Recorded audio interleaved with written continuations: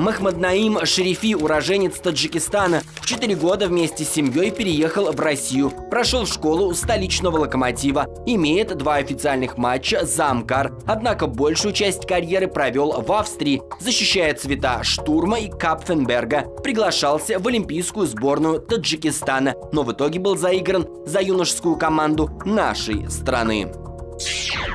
Наим, добро пожаловать в нашу студию. Добро пожаловать в Воронеж в целом. Скажи, успел уже город посмотреть? Какое впечатление на тебя произвел? Спасибо за приглашение на вашу передачу. На самом деле сейчас у нас такая достаточно плотная подготовка. И план тренировочно не позволяет сейчас выехать в город особо. Но в целом я поездил так, куда мне надо было. И центр мне очень понравился, очень удивился. И после проживания нескольких лет в Европе я почувствовал, что что-то есть похожее. Ты тут до эфира сказал, что машин много. Тебя это поразило? Ну, да. Вроде едешь и постоянно останавливаешься. Очень много машин. Дороги, кстати, в центре очень хорошие. И в целом, да, машин, конечно, многовато, но в целом ситуация достаточно нормальная. Наим, а вообще вот с твоим графиком, с твоими постоянными переездами, ты какой город своим родным считаешь? На самом деле, я последние 7 лет живу в Европе, и у меня вид на жительство уже австрийское, и я себя считаю более европейцем, да, и мне на самом деле комфортнее, конечно, жить в Австрии, но так, конечно, я вырос в Москве, и дом, он всегда есть дом, и всегда тянет. Поэтому здесь очень тяжело сказать, но комфортнее я себя чувствую в Австрии, потому что там все-таки, когда попадаешь в эту тихую атмосферу, и уже привыкаешь к этому, поэтому... Хочется сегодня с тобой познакомиться поближе, поэтому я попрошу копнуть поглубже туда, в детство. Душанбе, 4 года ты там прожил, а какие-то воспоминания остались? Да, были воспоминания, только мутные, как там процедура обрезания. У нас же я мусульманин, поэтому так особо я вспомнить ничего не могу. Там в те времена нечего было вспомнить, там уже война была. И тяжелая ситуация была, поэтому особо нечем мне рассказать позитивного. Вы ехали от войны? Ну, конечно, была война, началась война, и она продолжалась там, до 95 или до 96 года. Острая ситуация, то есть там не то, что было, там люди просто бежали, и мои родители точно так же с 2 детьми на руках, как бы, получилось так, поэтому. Я знаю, что твой спортивный путь, он не сразу был направлен в сторону футбола, и мог борцом стать, и хотел легкоатлетом. Как вот этот выбор происходил? На самом деле у меня отец, он многократный чемпион Таджикистана по вольной борьбе. Вот. И в Москве он кандидат педагогических наук в Руговке. Сейчас КЦОЛИФ называется университет. И в футболе-то меня не брали сначала. Там ни с какого. С 2-го или с 3-го раза взяли только. И то я там, может, в 3-м составе. Школа «Локомотива». Школа «Локомотива», да. Там. И ходил к папе на занятия иногда. Он тренировал ребят. И, ну, как бы после 2 занятий я сразу понял, что там... Это не то, что мне нужно. Но это неинтересный вид спорта, как мне показалось. Потому что там тебя кидают, там, в принципе, физические нагрузки можно выдержать, но не особо азарта нет. Футбол – это все равно другое. А когда не получалось, конечно, хотелось все бросить. Я родителям сказал, что хочу пойти просто на легкую атлетику. А почему? Почему легкая атлетика? Ну, там не получалось. И, во-первых, там, где мы жили, там рядом был легкоатлетический манеж. И как бы мне нравилось бегать. И, ну, просто бывают такие моменты, когда уже вот не идет, и думаешь, ну, а что дальше-то? Но родители как-то отговорили, поэтому продолжил дальше. Когда вот так по-настоящему влюбился в футбол? Когда вот понял, что да, мое? Ну, лет, наверное, в 11, когда уже на другую ступень я перешел в развитии. А до 11 все ну, были до сомнения? 11, да, было. Там не получалось, здесь что-то, там. Ну, вот у меня были такие скачки в карьере в 11 лет и в 16 лет, где-то в 15, в 14, в 15-16 лет. Такой скачок произошел, когда вот Ты вроде не то, что просыпаешься, и ты становишься лучше, лучше играешь, а просто ты чувствуешь, что ты просто как-то перешагиваешь своих ровесников и переходишь чуть на другой уровень. Школа «Локомотива» хорошее впечатление оставила, благодарен, наверное, тренерам по сей день? Да, конечно. Вот у меня Колосов Геннадий Федорович первый тренер, но это вообще тренер, который из меня, ну, как отец, он просто сделал из меня человека. Я сейчас скажу, до 2010 года, до прихода Смородской, там совсем была другая ситуация и в школе, и поколение было игроков совсем другое. Та атмосфера, конечно, скучаю. Это было просто супер время, и настолько воспоминания остаются. Вот. Но потом, когда я уехал, и там перемены стали происходить такие не очень позитивные. В целом, конечно, я помню, даже на официальном сайте футбольной академии «Локомотива» там список есть воспитанников, я так помню, кто куда ушел, да, более-менее. То есть я в этом списке... Гордость школы такая, типа гордость школы, да. Ну, очень приятно, конечно, что в этом списке я. Мечта вернуться в «Локомотив» уже на профессиональном уровне есть? Конечно, я там начинал, и, конечно, приятно будет вернуться, но я такой прям задачи не ставлю. Здесь будет все зависеть, как пойдет, и от меня все будет зависеть, но прям без фанатизма. То есть здесь достаточно такая ситуация, что футбольная карьера, она вообще... Здесь нельзя прям сейчас сказать, что я туда пойду, точно вот туда только хочу пойти. Я там вырос, мне там очень все нравится. Но там и все поменялось, на самом деле, с того времени. В одном из интервью ты сказал, что когда улетал в Австрию, в аэропорту плакал. Ну, это, наверное, частичка нашего российского менталитета, потому что когда у меня появилось предложение из Австрии, я туда приехал, ознакомился со всем, подписал контракт, и когда уже улетал из аэропорта в Москве, мне было очень тяжело. Я не знаю, я сейчас вспоминаю, это мне смешно, но тогда мне реально было очень тяжело. Я смотрел там на своего братика и на свою маму, и я плакал просто.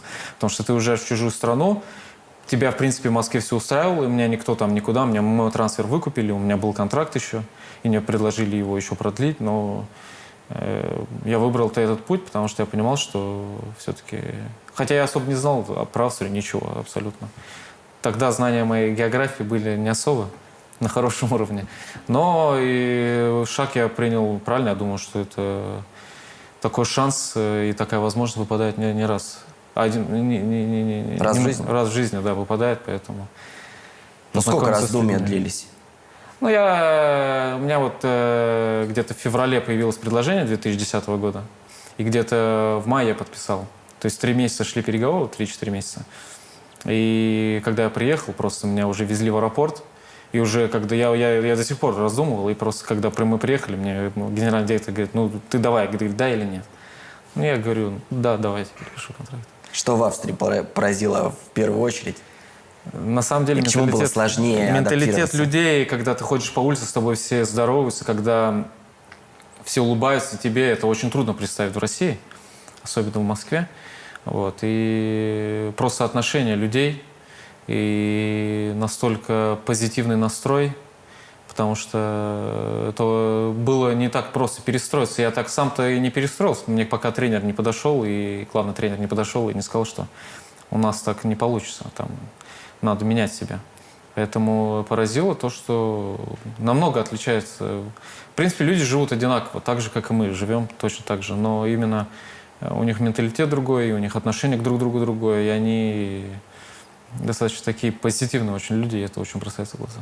В одном из первых интервью сказал, что к пище местной не можешь привыкнуть. К пище я до сих пор не могу привыкнуть, это очень тяжело на самом деле. Во-первых, ты куда-то выйти поесть особо-то не можешь. Ну, есть какие-то рестораны, типа итальянские или что-то, ну, не все это любят, и ты не можешь это есть каждый день. То есть какая-то домашняя пища, типа как-то у нас можешь пойти поесть там супчик, борщ, там щи, там, не знаю, котлет, что-то. Там такого нет, обилия, поэтому там с этим до сих пор тяжело, и у меня были там проблемы с животом какие-то на первое время. То есть там бегать особо не мог, меня кололо все, потому что я привыкнуть не мог к этой идее. И странно у них пища такая достаточно своеобразная, но люди все здоровые. И физически очень для меня трудно понять, как так. Они пьют и газировку, и очень много употребляют. И, ну, в целом у них... Но они очень следят за своей пищей, на самом деле. Они там считают, сколько там белков, сколько калорий там у них в этом плане. Очень строго. А в футбольном плане сильно пришлось измениться, чтобы адаптироваться В в местном футбольном чемпионате? плане, да нет, я не скажу, что сильно пришлось. Там все-таки профессиональный футбол и уже с европейским наклоном. Там физической борьбы больше, там физической нагрузки просто больше. У меня были, конечно, такие небольшие проблемы, когда я приехал, но мне было 18 лет. После дубля «Локомотива» там было не просто перестроиться, но в целом уже когда попадаешь в эту среду, когда уже нет возможности ждать, или там никто, во-первых, ждать не будет, если ты особенно иностранец, да? И попадаешь, когда уже у тебя выбора нет, и ты уже выходишь из ситуации там, как можешь. Поэтому пришлось перестроиться, и как бы это такой большой проблемы не было. Чем, на твой взгляд, австрийский чемпионат в приоритете на фоне российского, и чему, например, российскому чемпионату можно у австрийцев поучиться? Ну, во-первых, австрийская немецкая школа, люди, они сами по себе дотошные очень, у них нет мелочей к тренировочному процессу, к подготовке, к педагогическому процессу.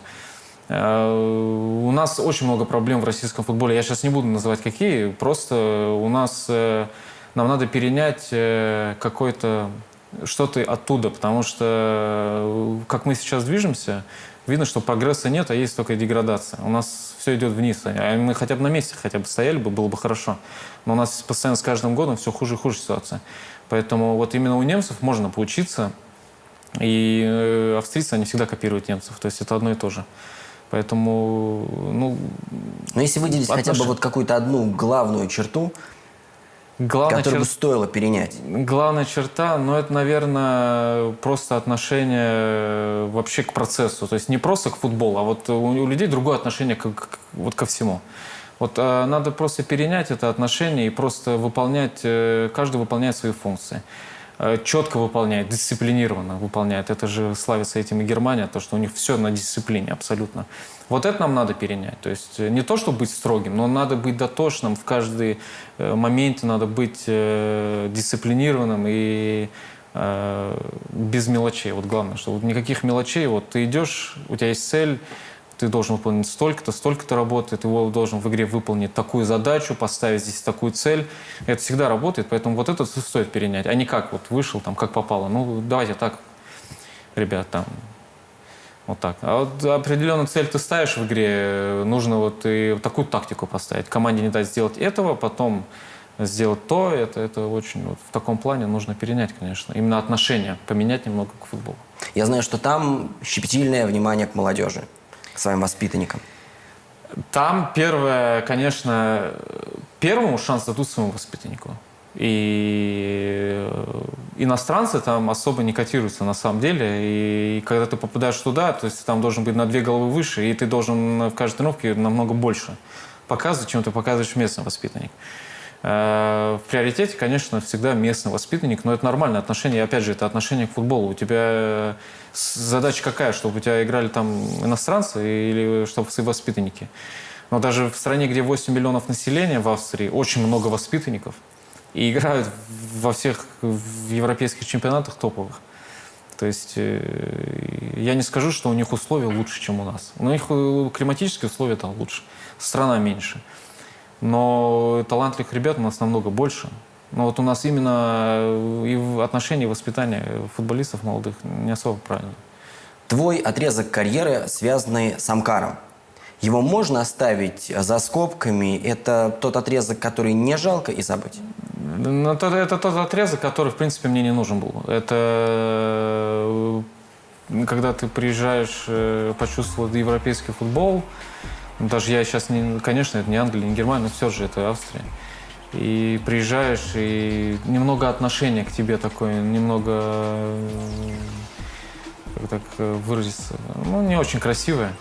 То есть, конечно, остаются у тебя какие-то впечатления, но в любом случае негативный опыт, он тоже опыт. Поэтому и дебютировал в премьер-лиге, и в принципе я так прям... Я не злопамятный, и мне там кого-то винить некого, поэтому всегда ты сам виноват, ты сам вершишь свою судьбу. Но в России часто бывает, что очень неправильно относятся. Поэтому здесь я ничего не могу. Такой же нормальный опыт. Это абсолютно нормально. У всех бывают такие моменты. А вообще за эти годы выступления в Австрии из России предложения регулярно поступали или нет? Нет, у меня были предложения. Вот у меня было в 2015 году, но у меня в основном были из Германии предложения, у меня было одно.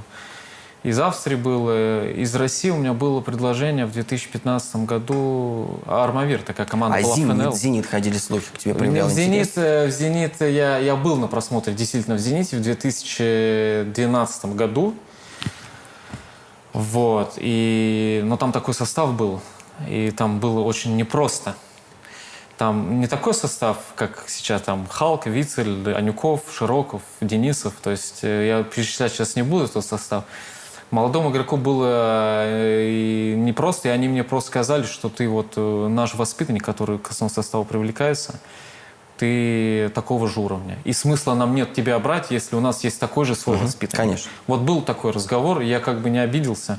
Я лицом в грязь не ударил против лучших игроков, там, не знаю, Европы так на тот момент. Поэтому здесь был такой просмотр, да, действительно был. Но после него я в Амкар уехал. Поэтому. Предложение из олимпийской сборной Таджикистана в твой адрес поступило? Или это неправда? Было и с национальной сборной Таджикистана. До сих пор есть предложение. Вот, но и в Австрию в 2015 году ко мне приезжал вице-президент федерации. Но мы там не смогли договориться, потому что с людьми очень тяжело разговаривать, и люди почему-то думают, что им кто-то что-то обязан, и ты должен это выполнять беспрекословно и идти на какие-то их условия, хотя здесь не в финансовом плане особо речь идет, а просто вот именно отношения. То есть ты должен, вот и все, как бы. Поэтому мы не договорились, и до сих пор и я этот вопрос вообще остался сейчас в стороне, поэтому очень люблю свою родину, на самом деле, где я родился, и у меня родители часто там бывают. Но вот пока у людей отношение такое не очень правильно. Поэтому у меня все на отношение к человеку строится. То есть если какое-то уважительное отношение, я буду иметь диалог. А если нет, вот именно это и черта, где я в Австрии поменялся, то что у меня просто жизненные какие-то виды поменялись, и я... Ну, ты в сборной России чувствовал к себе такое отношение человеческое? Ну, сборная России я в юношеских был. Я не так много, но я был и в Ю-17, и в Ю-20, и 21 года тоже. Ну, как отношения? Что ты в сборной? Там приехал на 5 дней. Что там? Приехал, потренировался, посмеялся, получил удовольствие, поиграл, выиграли, уехали. Все. Отношения? У меня никогда не было отношения, что я чужой какой-то. Может быть, в детстве было какое-то отношение, там, в школе где-то там что-то. Да, есть у нас в России такое, что к каким-то национальностям относятся не очень уважительно. Вот. Но это, в принципе, такая вещь, что у меня с этим сейчас нет проблем никаких, поэтому... В 2015-м в интервью ты сказал, что переходить в Россию в клуб типа «Амкар» не имеет никакого смысла. Но если поступит предложение от достойного клуба с задачей, с амбициями, то обязательно его примешь. Вот «Факел» оказался таким коллективом. Но это, во-первых, тогда была немного другая ситуация, и здесь были какие-то небольшие маленькие эмоции, то, что там так получилось. Когда ты играешь в Европе, отношение к футболу там лучше, перспектив там больше. Ну и в целом там уровень выше футбола, просто выше. Его нельзя сравнить. Мы играем вообще в другой футбол в России. Вот там играют в другой футбол. Они могут быть не такие резкие, они могут быть там не такие атлетичные, но они играют просто в другой футбол. У них другое видение футбола. И это в целом в Европе. Вот. А сейчас «Факел» очень хорошая команда. И я следил за этой командой в прошлом году. Она большой отрезок, по-моему, чемпионата шла наверху. Ну, в лидирующей группе, да. В лидирующей группе. Поэтому «Факел» вообще это хорошая команда. И это действительно, это не шаг назад, это шаг вперед. И в любом случае это очень хороший город. И ты можешь помочь и команде, и можешь и себе помочь. Поэтому и в целом это достаточно достойный вариант и команда. Но есть пословица: «От добра не ищут, Почему же все-таки из Австрии-то Но в Австрии я играл последние 2 года в «Штурме», то есть 2014 по 2016. Вот. И когда ты доходишь, это топовая команда, когда ты доходишь до этого уровня, откуда ты можешь уйти дальше, тебе все нравится, все хорошо, да. Но когда на самом деле другие команды в Австрии, они просто играют против этих команд. Вот есть команды Red Bull, Штурм, Аустрия, Рапид, а остальные команды 6, они просто с ними играют. И ты оттуда особо куда-то уйти тоже не можешь. Это очень тяжело. Это очень тяжело. И я играю всегда, чтобы была какая-то перспектива. То есть не просто ты пришел на тренировку, отбегал, там, через «не могу» сыграл игру, там, получил зарплату и пошел домой. Нет. Мне нравятся какие-то задачи ставить, потому что футбольная карьера, она короткая очень. И у тебя есть какие-то амбиции тоже. И у клуба есть какие-то задачи, которые ты хочешь выполнить и можешь с ними выполнить. Поэтому вот сейчас на данный момент не было такого предложения. У меня были варианты в Австрии остаться. Но именно «Факел» — это та команда, где ты можешь развиваться, где ты можешь подняться на ступень выше, и команда может с ее потенциалом выступить на хорошем уровне. Поэтому здесь это только положительный отзыв у меня. Тебе когда поступило предложение от «Факела»? Ну, где-то недели 2 назад, наверное. 2 недели назад. И сколько я на прошлой неделе приехал сюда. Вот и потренировался с командой, и нашли общий язык. И... Родные, близкие как отреагировали да, на эту новость? Поддержали сразу? Нормально, абсолютно нормально. Для них очень... Им очень приятно, что я нахожусь недалеко от дома. То есть все-таки это европейская часть, и мама очень, на самом деле, волнуется про климатические условия и про вообще какие-то тренировочные. Ну, в «Факеле», я честно скажу, шикарные условия для тренировок. То есть естественное поле – это уже огромный плюс для России, потому что ты на искусственных полях – это очень непросто, особенно зимой. А здесь и стадион с естественным полем, и хороший стадион, и болельщики, и город, и база. И, я вообще минусов не вижу. И климатические условия просто шикарные. Это огромное значение имеет, когда ты особенно с Европы переезжаешь. Люди первое, на что смотрят, это климатические условия. Поэтому здесь только все рады. Как тренировочный процесс пока для тебя складывается? Ты вообще в нормальной, в оптимальной форме? Да я в нормальной форме. Да нет, форму на самом деле, чтобы набрать, не нужно много времени. Она набирается на самом деле быстрее через игры. Вот, но у нас такие достаточно немаленькие нагрузки. И в форме я, в принципе, уже в топовой. Да, чтобы вообще на топовую выйти, надо какие-то игры сыграть. Конечно. Через игры ты только можешь, да, выйти. А так тренировочный процесс мне очень нравится. И погода хорошая, и... В Австрии нагрузки были меньше на тренировках? Смотря с каким тренером. То есть ты попадаешь к австрийцу, там больше все-таки на какие-то беговых работ. Ты попадаешь к немцу, сразу тактические занятия, он тебя там за ручку берет, ставит куда тебе надо, как шахматы. То есть там более такая, не такая большая интенсивность. То есть здесь зависит все от тренера. Здесь у каждого тренера свои видения. Вот, то есть здесь смотря с какой закалкой к тренеру ты попадешь. Поэтому здесь нельзя сказать. В целом там нет, не меньше. Но там все-таки эти люди дотошные, они отрабатывают абсолютно все. Любой момент, эпизод на игре отрабатываешь ты. Абсолютно. И да, даже подкат отрабатываешь там. Ты там все отрабатываешь, поэтому отличается немного, да. С коллективом сроднился уже более или менее? Да, ребята очень дружелюбные, и вообще проблем никаких нету. И здесь только на позитиве все. Все должно строиться через позитив. И отношения в клубе, и работники, очень все... Очень мне все нравится. По поводу того, что европеец, никак подколов еще нету? Да нет, ну, подходит, спрашивает, там, ну, ты говоришь на немецком, да, там... Так обучишь всю команду немецкому. Да нет, ну, если кому-то надо там что-то перевести или поговорить, конечно, без проблем. Вот, а так, да, спрашивают, как там в Европе. Да, ребята спрашивали, как там чемпионат, как жить, что. Ну, я говорю, как есть. Но почему-то, когда как есть, они думают, что это какие-то фантастику я рассказываю. На самом деле, это само собой разумеющееся, что я рассказываю. Я абсолютно ничего не преувеличиваю. Все как есть, я говорю. Ну, там действительно так. Для тебя первая игра в России после длительной паузы в Воронеже, может быть, домашняя, она будет какой-то особенной? Будут какие-то дополнительные эмоции? Особенно она будет, если мы выполним свою установку на игру. Вот. А перерыв, да, большой перерыв был с 2013 года.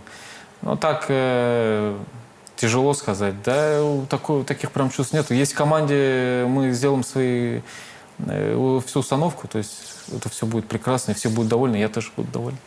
Наим, спасибо тебе большое, во-первых, за это интервью. Спасибо большое, что вернулся в Россию. Надеемся, что ты здесь будешь так же блистать, как блистал в Австрии. Надеемся, увидим тебя и в сборной. Не сомневаюсь, что мечта такая у тебя есть, она есть у каждого футболиста. Ну и успехов в первую очередь в «Факеле», потому что для нас это сейчас самое главное. Спасибо за приглашение, очень приятно.